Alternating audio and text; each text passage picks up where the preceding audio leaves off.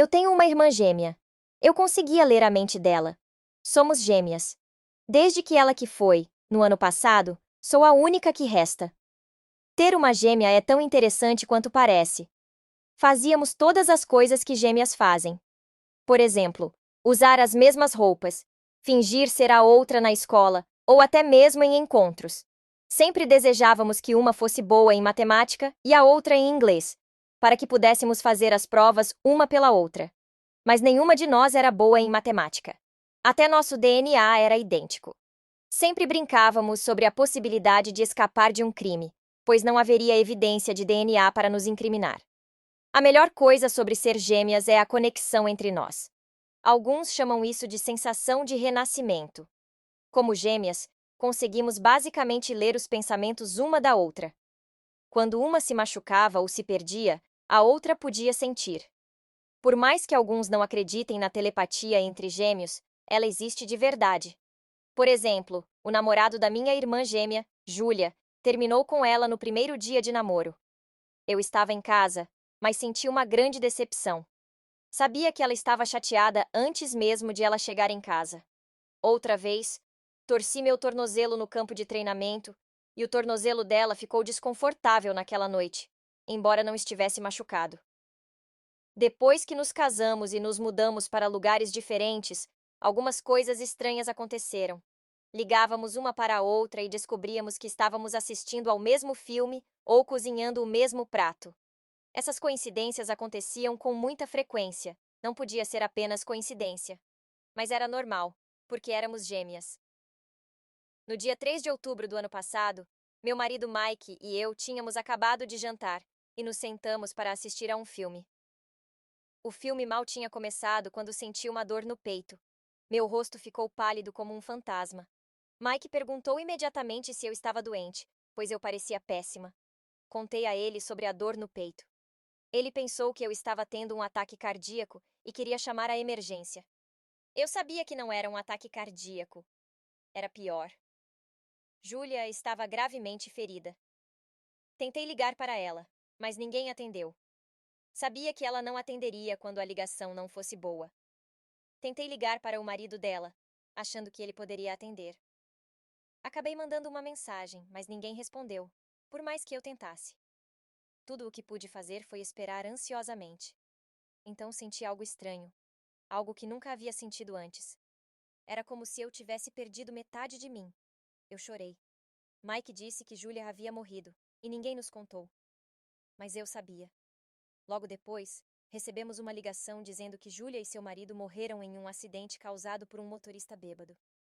Julia bateu em outro carro enquanto dirigia. Ela, seu marido e as 3 pessoas no outro carro morreram.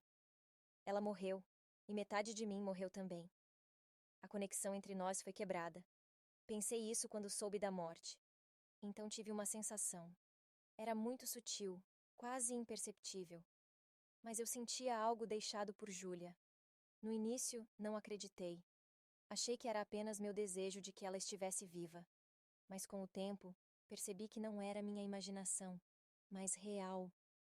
Eu podia sentir a presença dela novamente. Essa sensação não era tão forte quanto quando ela estava viva, mas existia. Pela primeira vez em meses, fui dormir feliz. Tive um pesadelo terrível naquela noite. Quando acordei, me vi jogada em um buraco cheio de cobras venenosas, como no filme Caçadores de Tesouros. As cobras estavam por toda parte, me mordendo e injetando veneno em meu corpo. Eu sentia a dor de cada mordida, como se fosse real. Por causa do veneno, não conseguia me mover nem falar. Foi então que vi. Uma cobra enorme veio e abriu a boca para me engolir. Antes que realmente me comesse, acordei. Júlia e eu sempre odiamos cobras. Esse tipo de criatura sem pernas que ainda assim se move nos assusta muito. Eu sei que elas não incomodam se não forem provocadas, mas ainda assim é um dos nossos maiores medos. Esse sonho parecia mais real do que eu poderia imaginar. Quando conto sobre esse sonho, fico nervosa.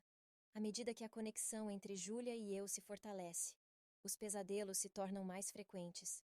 Em cada sonho, só posso assistir ao que acontece, como se estivesse vendo um filme sobre mim mesma. Uma noite, fui queimada viva em um prédio em chamas. Outra vez, vi-me sendo empurrada de um avião sem paraquedas e caindo até a morte. Esses pesadelos continuam todas as noites. Todas as noites, vejo-me morrendo de maneira dolorosa nos meus sonhos, sendo torturada de maneiras horríveis. Às vezes, sou assassinada. Não sei porquê, mas posso sentir a dor. Já tive pesadelos antes, mas nada comparado a agora. Os pesadelos da noite passada foram diferentes. Fui perseguida por várias pessoas com facas no sonho. Esse pesadelo começou no meio da história. Eu estava sendo perseguida. Corri para uma casa e fechei a porta com um estrondo. Tranquei a porta para atrasá-los. Olhei para mim mesma e ouvi minha voz dizer. De repente, percebi que era Júlia, não eu. Tentei correr para ajudá-la, mas só podia assistir. Gritei seu nome, mas ela não podia me ouvir. Tudo o que podia fazer era assistir enquanto aqueles homens a perseguiam e a matavam brutalmente novamente. Acordei chorando. Ainda sinto a conexão entre nós. Agora entendo por que sempre senti que algo estava errado. Eu sentia sua dor. Agora tudo está claro. Ela morreu e foi para o inferno. Todas as noites, ela tem um pesadelo diferente. Todas as noites, tenho que assistir a tudo em meus sonhos. Ela procurava minha ajuda, mas eu só podia observar. O que devo fazer para acabar com esses pesadelos? Quem pode me ajudar?